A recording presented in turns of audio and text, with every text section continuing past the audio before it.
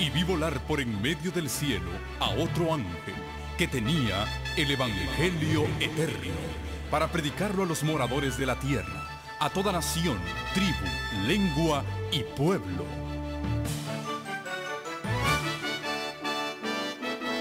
Con ustedes su programa cristiano con temas bíblicos de actualidad. Un programa que trae al mundo la verdad presente. Este es el Evangelio eterno.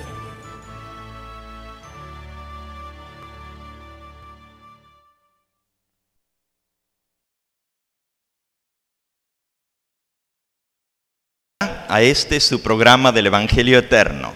A cada uno de ustedes que nos acompañan en esta hora y también a aquellos que a través de la pantalla se unen a nosotros para escuchar la proclamación de la verdad.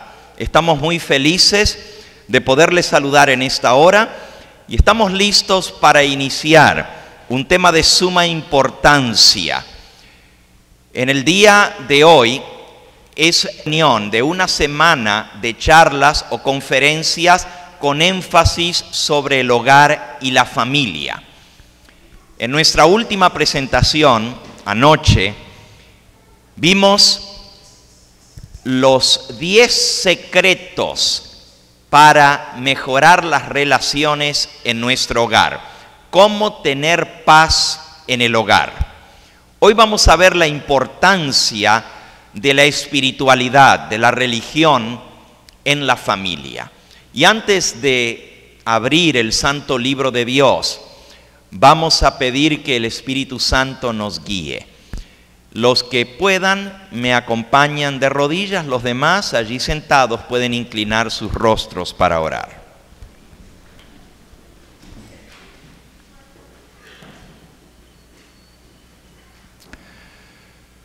Nuestro amantísimo, de conocerte a ti, de conocer a nuestro Señor Jesucristo y de tener tu santo libro que nos guíe en nuestra vida. Humildemente te pedimos que seas tú nuestro maestro, que nos enseñes en esta hora y que podamos aprender aquello que tú tienes preparado para nosotros. Danos un corazón receptivo y un espíritu dócil para aceptar tu voluntad y ponerla por obra. Bendice a cada persona aquí presente, también a aquellos que nos ven a través de la pantalla, que tu bendición les alcance donde quiera que estén en esta hora. Gracias por la seguridad de que tu promesa se cumple en nosotros, que donde están 2 o 3 reunidos en tu nombre, tú estarás en medio de nosotros. Gracias por la presencia de tu Espíritu Santo y tus santos ángeles con nosotros. Te entregamos pues este servicio en tus manos, pidiendo que seas tú quien nos bendigas y nos guíes. En el nombre precioso de Jesús. Amén.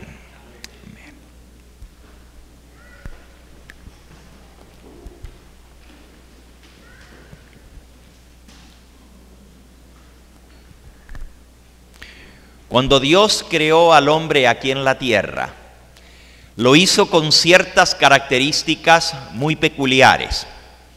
En primer lugar, le dio raciocinio, la facultad de pensar, de decidir, la facultad de razonar. En esto nos diferenciamos a todas las demás criaturas que Dios crió en este mundo. Los animales, en sus distintas esferas, actúan por instinto, pero el hombre tiene una mente para razonar. No solamente Dios nos dio raciocinio o la facultad de pensar, pero también nos dio libre albedrío, que es la facultad de decidir, de escoger. No solamente Dios nos dio una mente y un corazón para que podamos decidir, pero nos hizo con una facultad muy especial. Y esa facultad con la cual Dios nos dotó es la facultad de amar y ser amados. Esto es algo muy especial. Las otras criaturas que Dios creó no tienen esa misma facultad. Hay ciertos animales que aprenden los comportamientos y que a nosotros nos parece que sienten lo que es el amor, ¿no es cierto? Sobre todo esos animales que usamos como mascotas, ¿verdad?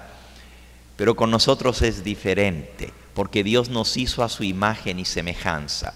Y hay algo más que nos diferencia de todas las demás criaturas creadas. Y eso es la facultad de adorar a Dios. Dios nos creó, nos hizo de tal manera que el hombre por naturaleza necesita buscar un ser superior, necesita buscar a Dios para adorarle. Y no se siente feliz, no se siente realizado, no se siente completo si Dios no forma parte de la ecuación en su vida. Lo dijo el poeta nicaragüense Rubén Darío: hay en el hombre un vacío que solo se llena de Dios. Dios nos creó de esa manera. Dios nos hizo para que no estuviésemos completos sin Él. Él puso un vacío en nosotros que solo se puede llenar cuando estamos en comunión con Dios. Desde el mismo comienzo, Dios estableció esa comunión con el hombre. La Biblia nos dice que Dios creó al hombre el sexto día de la creación. En el libro de Génesis, en el capítulo 1, Génesis en el capítulo 1 nos dice en el versículo 27: y creó Dios al hombre a su imagen, a imagen de Dios lo creó, varón y hembra los formó. Y luego en el versículo 30 dice: y vio Dios todo lo que había hecho, y aquí que era bueno en gran manera, y fue la tarde y la mañana del día sexto. El hombre fue lo último que Dios creó aquí en la tierra. Había creado los peces, las aves, los animales, tanto las bestias como los animales que se arrastran sobre la tierra. Antes de eso había formado la naturaleza, había dotado de verdor todo el mundo que había preparado para que fuera la morada del hombre. Sin embargo, la corona de la creación es el hombre, y es el único ser que fue hecho a imagen y semejanza de Dios. Pero lo primero que Dios hizo para el hombre, Él no terminó su obra creadora el sexto día. Podría haber concluido, porque lo último que creó fue a Adán y a Eva y los colocó en el jardín del Edén. Pero Dios hizo algo más para el hombre. En el versículo que sigue, Génesis capítulo 2 y versículo 1 declara: fueron pues acabados los cielos y la tierra y todo lo que había en ellos. Y acabó Dios en el séptimo día la obra que hizo. Y reposó Dios el séptimo día de toda la obra que hizo. Bendijo Dios al séptimo día y lo santificó, porque en él reposó de toda la obra que había hecho en la creación. Así que Dios no terminó la semana creadora el sexto día. Le agregó un día más a la semana. Saben, muchos se preguntan, bueno, ¿por qué la semana tiene 7 días? ¿Por qué no tiene 8? Estamos tan acostumbrados a que la semana, ¿no es cierto?, tiene 7 días que quizás nadie se ha preguntado eso. ¿Por qué no son 10 días o por qué no tiene 6 días la semana? ¿Por qué son 7? ¿Quién estableció que la semana tenga 7 días? ¿Saben? Cuando Dios creó, nos dice en el libro de Génesis, en el capítulo 1, que Él puso al sol y a la luna para que sirviesen para contar los días, los meses y los años. Eso está en el capítulo 1 de Génesis. Un día es lo que le toma a la tierra dar la vuelta sobre su eje. Y nosotros decimos, bueno, desde que se mete el sol hasta que se vuelve a meter el sol, se cuenta un día. Con la puesta del sol termina el día y comienza el próximo. Los meses están dictados por el ciclo lunar. A la luna le toma 30 días ir de luna nueva, cuarto creciente, luna llena, cuarto menguante y finalmente volver otra vez a luna nueva. Los meses son el ciclo lunar. Los años son la traslación de la Tierra en torno a su órbita del Sol. Así que todo está basado en cómputos astronómicos. Pero la semana no tiene ninguna base astronómica, no hay ningún evento, ningún movimiento en el cielo, en las constelaciones, en la Tierra, en la Luna, que nos marque 7 días. La única explicación para la semana, y es interesante porque todos los pueblos antiguos, antiquísimos, entre los súmeros, los acadios, los babilonios, los egipcios, mucho antes que vinieran los romanos y los griegos, pueblos muy antiguos, todos ya tenían cómputo semanal, contaban las semanas divididas en periodos de 7 días. Aún entre los chinos y los japoneses, que tienen genealogías muy antiguas de miles de años, también ellos cuentan la semana de 7 días. No hay una base astronómica para eso. La única explicación es lo que nos dice la palabra de Dios. Ahora, ¿por qué Dios agregó un 7º día a la semana?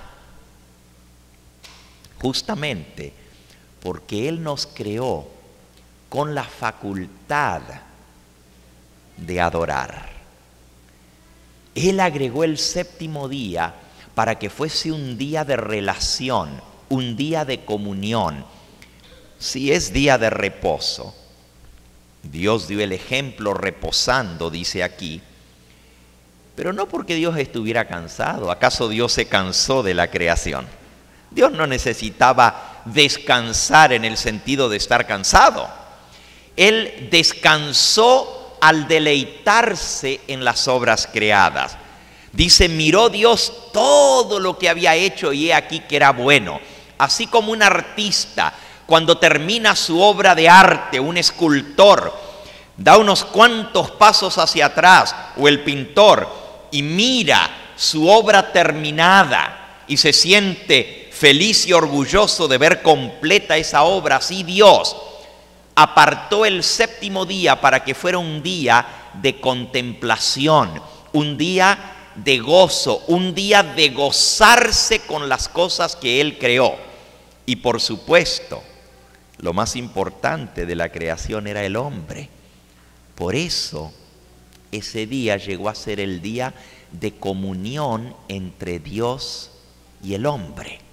Ahora, todos los días nosotros podemos estar en comunión con nuestro Dios, pero especialmente el sábado es un día apartado. Por eso dice que Dios bendijo y santificó ese día para que fuera apartado. La palabra santificar significa apartar para Dios, apartar como algo sagrado. Ahora, esta es la introducción. Hoy vamos a ver la importancia que tiene la religión, la importancia que tiene la adoración en la vida del ser humano y especialmente en la familia hispana. Como ya vimos, el hombre no puede ser feliz sin tener un Dios a quien adorar. El hombre no es completo sin tener ese periodo de contemplación, de adoración. Dios nos formó y nos creó de esa manera, y al principio la relación entre Dios y su criatura era directa. La Biblia nos dice que Dios venía a comulgar personalmente con el hombre. Dios se paseaba en el jardín. Los ángeles de Dios entraban en comunión con Adán y Eva antes de la entrada del pecado. El mismo Creador venía a hablar con ellos en persona. Pero una vez que entró el pecado hizo separación entre Dios y el hombre. Ya el hombre no pudo venir a adorar personalmente a Dios, porque como Dios es santo, su presencia hubiera destruido al pecador. Así como la luz destruye las tinieblas, la presencia de Dios hubiera destruido al hombre después de que éste pecó. Por eso Dios estableció lo que es la adoración, la manera de acercarnos a Él y de adorarle. Si vamos al libro de Génesis, nuevamente encontramos los elementos originales de adoración. En el libro de Génesis, en el capítulo 4, nos habla de cómo Adán y Eva tuvieron hijos. Termina el capítulo 3. El capítulo 3 es el que cuenta de la caída, el que cuenta del pecado, el origen del mal y por qué el mundo está como está hoy en día. Saben, si nosotros no tuviéramos el libro de Génesis, no entenderíamos por qué hay cosas malas en esta tierra, por qué hay odio, por qué hay rencor, por qué hay crimen, por qué hay maldad. Todo eso nos lo explica el capítulo 3 de Génesis, la entrada del pecado. ¿Por qué el león mata? ¿Por qué la víbora muerde? Todo eso está explicado en el capítulo 3. Si solo viéramos la naturaleza y vemos que en la naturaleza hay cosas hermosas, tendríamos que concluir que quien hizo todo eso tiene que haber sido una persona que le gustaba las cosas hermosas. A Dios le gustan las flores, los colores.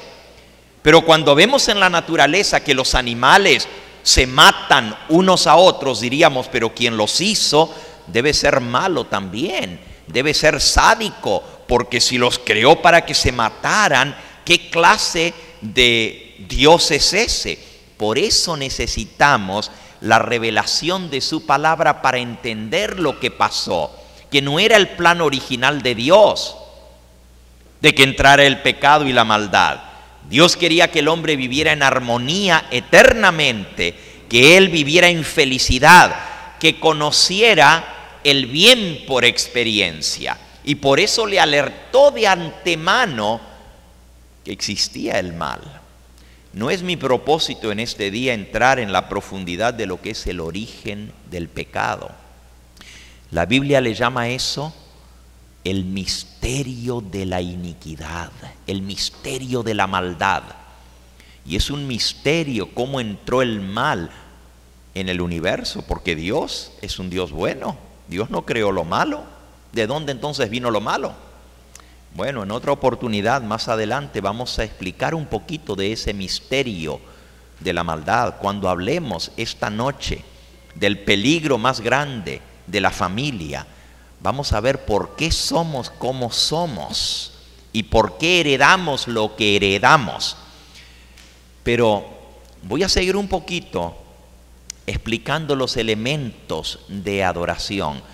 Entonces, el capítulo 3 nos habla del origen del mal y termina diciendo el capítulo 3 en el versículo 22 al 24: y Jehová Dios dijo: he aquí el hombre es como uno de nosotros, conociendo el bien y el mal. Ahora pues, no sea que alargue su mano y tome también del árbol de la vida y coma y viva para siempre. Lo sacó Jehová del huerto del Edén para que labrase la tierra de la cual fue tomado. Echó pues fuera al hombre y puso al oriente del huerto del Edén querubines y una espada encendida que se revolvía por todos lados para guardar el camino del árbol de la vida. Así que el hombre fue echado del jardín del Edén. En el capítulo 4 encontramos nosotros lo que es el acercamiento del hombre de vuelta a Dios. Cómo Dios estableció un sistema mediante el cual el hombre pudiera ser acepto y perdonado delante de Dios. Y se introduce un elemento muy importante en la adoración. Es el elemento de la sustitución.